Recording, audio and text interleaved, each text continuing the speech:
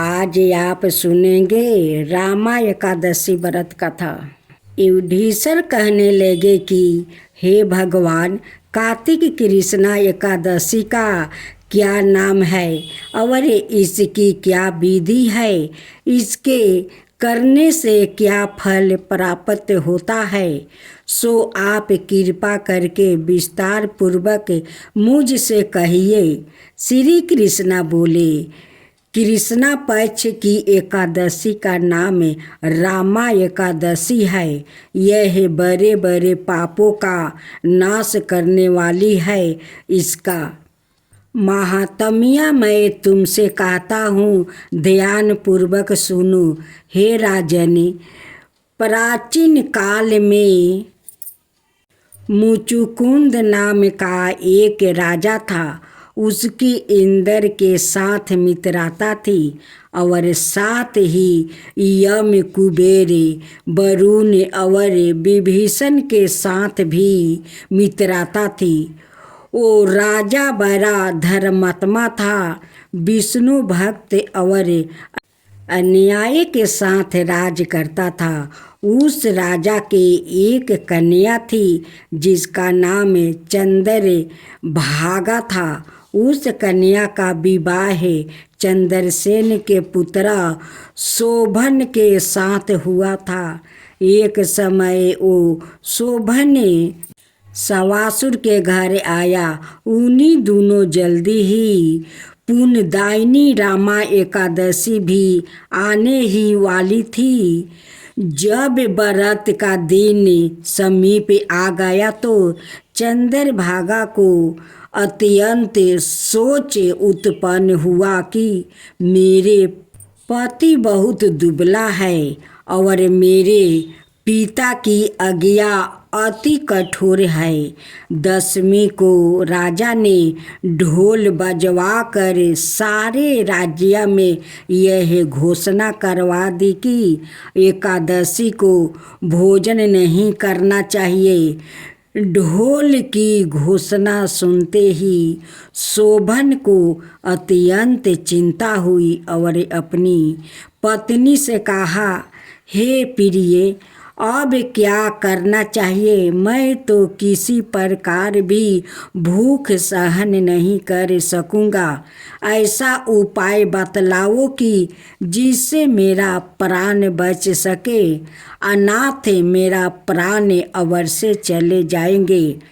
चंद्रभागा कहने लगी कि स्वामी, मेरे पिता के राज्य में एकादशी के दिन कोई भी भोजन नहीं करता है। हाथी, घोड़ा, ऊंट, बिल्ली, गऊ आदि भी तुरंत अन्न जल आदि ग्रहण नहीं कर सकते। फिर मनुष्य का तो कहना ही क्या है। यदि आप भोजन करना चाहते हैं तो किसी दूसरे स्थान पर चले जाइए, क्योंकि यदि आप यहाँ रहना चाहते हैं तो आपको अवश्य व्रत करना पड़ेगा। ऐसा सुनकर शोभन कहने लगा कि हे प्रिय, मैं अवश्य व्रत करूँगा। जो भाग में होगा वो देखा जाएगा। ऐसा विचार कर उसने व्रत रख लिया और वो भूख और प्यास से अत्यंत पीड़ित होने लगा। जब सूर्य नारायण अस्त हो गया और रात्रि को जागरण का समय आया, जो विष्णुओं को अत्यंत हर्ष देने वाला था, परंतु शोभन को अत्यंत दुखदायी हुआ।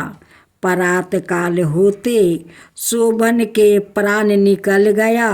तब राजा ने सुगनिधित कष्ट से उसका दाया संस्कार कराया, परंतु चंद्रभागा ने अपने पिता की आज्ञा से अपने शरीर को धारण दर्द नहीं किया और शोभन की अत्यंत सीटी क्रिया करने के पश्चात अपने पिता के घर में ही रहने लगी। रामा एकादशी के प्रभाव से शोभन को मंदराचल पर्वत पर धन धनाय से युक्त और शत्रुओं से रहित एक सुंदर देवपुर प्राप्ति हुआ।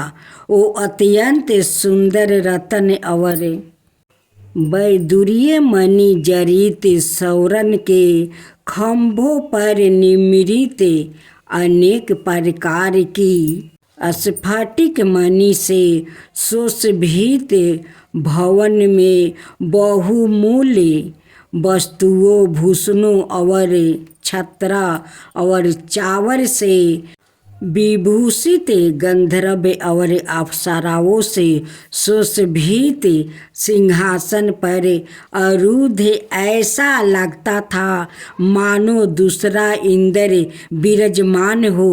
एक समय मुचुकुंद के नगर में रहने वाला सोम शर्मा नाम का ब्राह्मण तीर्थ यात्रा करता हुआ घूमता घूमता उधर जा निकला और उसने शोभन को पहचान कर लिया कि यह तो राजा का जमाई शोभन है।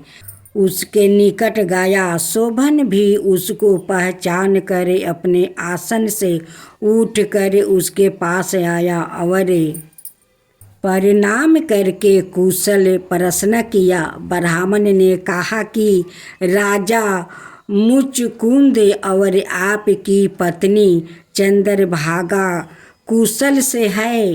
नगर में भी सब प्रकार कुशल है, परंतु हे राजन, हमको अत्यंत आश्चर्य हो रहा है।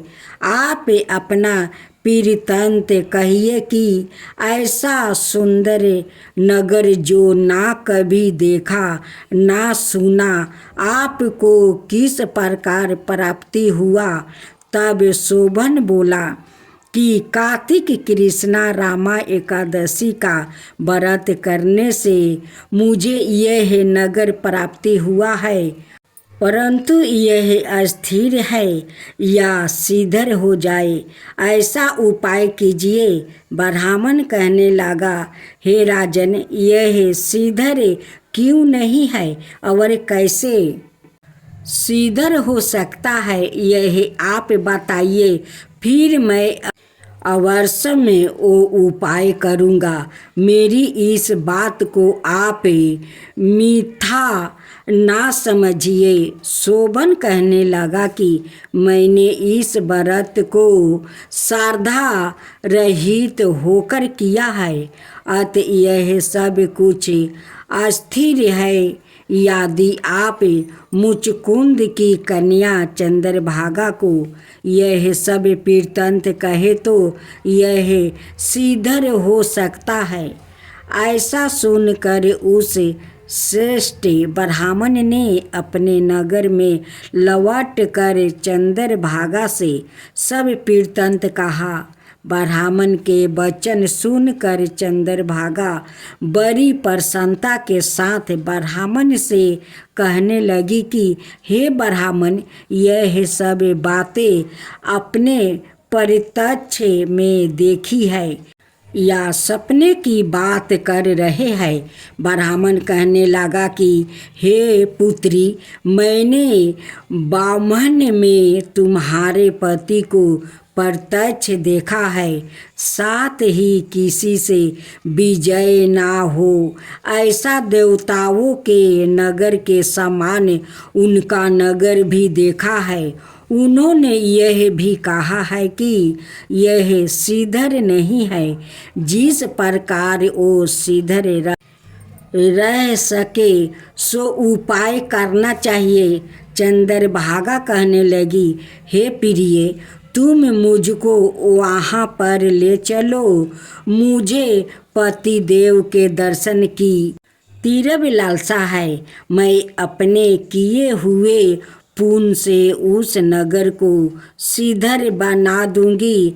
आप ऐसा कार्य कीजिए जिससे उनका हमारा संयोग हो, क्योंकि वियोगी को मिला देना महान पुण्य है। सोम शर्मा यह बात सुनकर चंद्रभागा को साथ लेकर मंदराचल पर्वत के समीप वामदेव ऋषि के आश्रम में गया। वामदेव ऋषि ने उनकी बात सुनकर वेद मंत्रों के उच्चारण से चंद्रभागा का अभिषेक किया।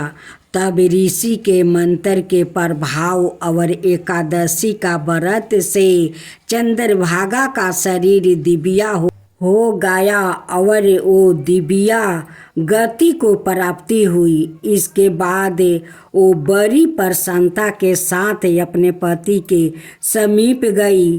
अपनी प्रिया पत्नी को आते देखकर शोभन अत्यंत प्रसन्न हुआ और उसको बुलाकर अपनी बाईं तरफ बैठाया। चंद्रभागा कहने लगी कि हे प्राणनाथ, आप मेरे पुण्य को ग्रहण कीजिए। आपने पिता के घर में जब मैं 8 बरस की थी तब से विधि पूर्वक एकादशी का व्रत को श्रद्धा पूर्वक करती आ रही हूँ। इस पुण्य के परिताप से आपका यह नगर सिद्धर हो जाएगा और समस्त कार्य पूर्ण होकर प्रलय के अंत तक रहेगा। इस प्रकार चंद्रभागा दिव्या रूप धारण कर और दिव्या आभूषणों और वस्तुओं से सुसज्जित होकर अपने पति के साथ रहने लगी। हे राजन, यह मैंने रामा एकादशी का महात्म्य कहा है। जो मनुष्य इस व्रत को करते हैं उनका ब्रह्म हत्यादि समस्त पाप नष्ट हो जाते हैं। कृष्णा पक्ष और शुक्ला पक्ष दोनों की एकादशी समान है। इनमें कोई भेदभाव नहीं है। जो दोनों को पढ़ते अथवा सुनते हैं वो समस्त पापों से छुटकारा विष्णु लोक को प्राप्ति होते हैं। माता एक माता होती है। माता अपनों संतान को वो कैसे संभाला जाता है वो माता संभालती है। माता संभालने को जानती है। अपने परिवार को या संतान को वो दुख में नहीं देख सकती है। माता का तो ममता ऐसे ही होती है कि अपना संतान को वो दुख तकलीफ में नहीं देख सकती है।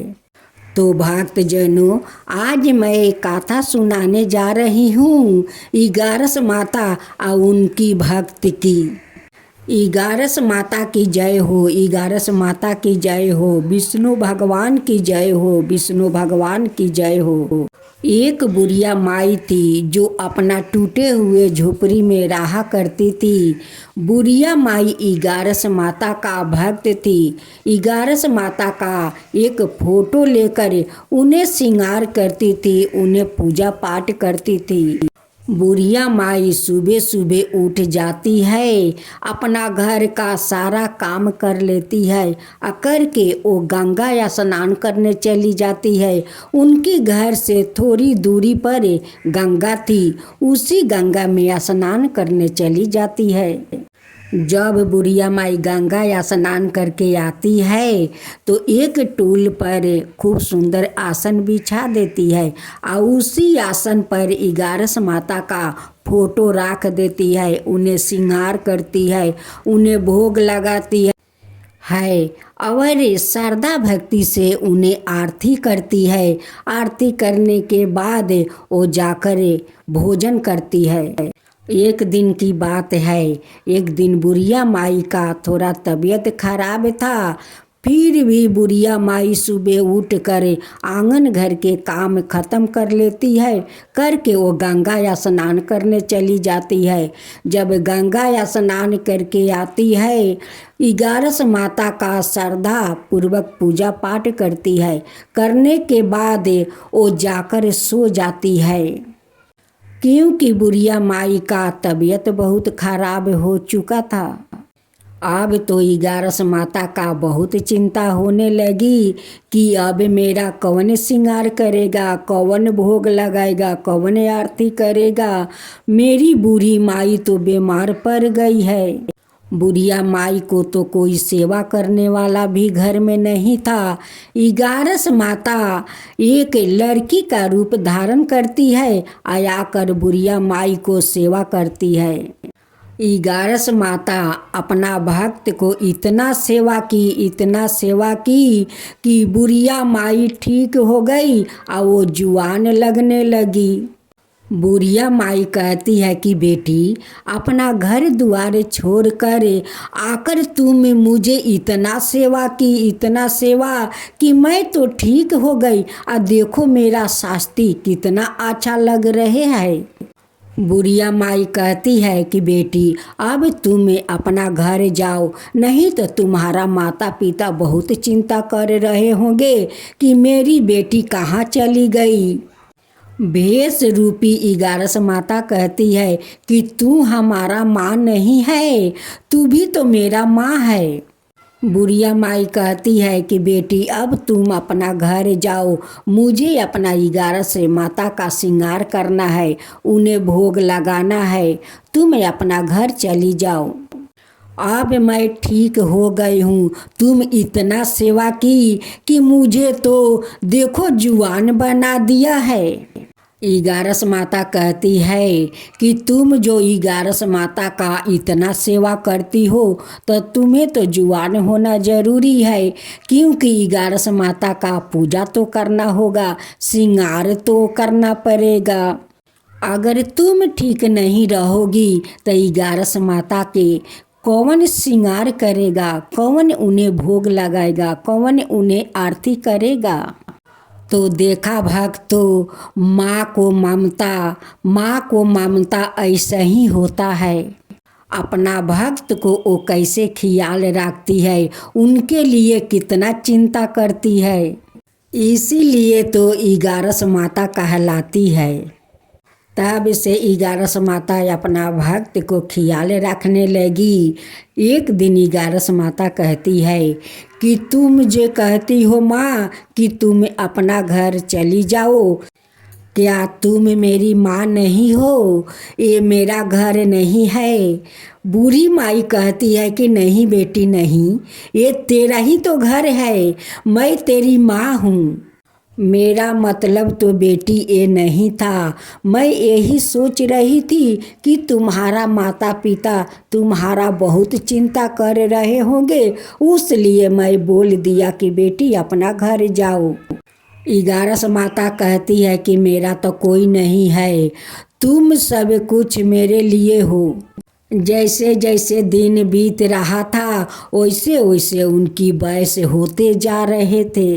एक दिन बुढ़िया माई 11 माता का भोग लगा रही थी, उनकी पूजा कर रही थी। 11 माता से कह रही थी कि हे 11 माता, आप तो सबकी दाता है, जग जननी माता है, सबको दाता है। अगर मेरा मृत्यु हो गया तो मेरा मुख में आग देने वाला कोई नहीं है, मेरा मुख में आग कौन देगा। उस दिन बुढ़िया माई का बात सुनकर 11 माता से और रहा नहीं जाता। 11 माता साक्षात वो प्रकट हो जाती है। बुढ़िया माई उस 11 माता को देखकर बहुत अचकित हो जाती है। बुढ़िया माई को इस चमत्कार देखकर आँख में आंसू भर आता है।